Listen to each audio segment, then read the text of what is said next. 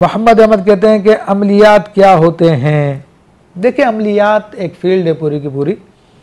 और उसको आजकल लोग रूहानी अमलियात भी कहते हैं, रूहानियत भी कहते हैं, लेकिन मैं कल वजाहत कर चुका हूँ कि रूहानियत अलग है, रूहानी अमलियात अलग है। तो रूहानी अमलियात आमतौर पे इसलिए कहते हैं कि क्योंकि वो कलिमे कलाम के ज़रिए होती हैं, तो इसलिए उसको रूहानी अमलियात कह देते हैं, या फिर उसको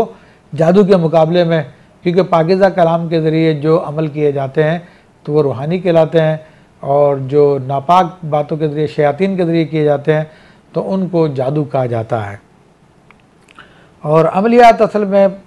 पूरी की पूरी एक फील्ड है, जैसे कि मैंने बताया, हर लफ्ज़ के अपने मौक़िल होते हैं, और फिर जो उससे हर हर्फ के मौक़िल होते हैं, उससे जो लफ्ज़ बनता है उसके मौक़िल होते हैं, फिर उससे जो इबारत बनती, जुमला बनता है उसके मौक़िल होते हैं, फिर जो पूरी इबारत बनती है उसके मौक़िल होते हैं। उन मौक़िलों को इस्तेमाल करने का तरीका जो होता है वो अमलियात के ज़रिए हासिल किया जाता है, और तो इसको, इस फील्ड को अमलियात कहा जाता है।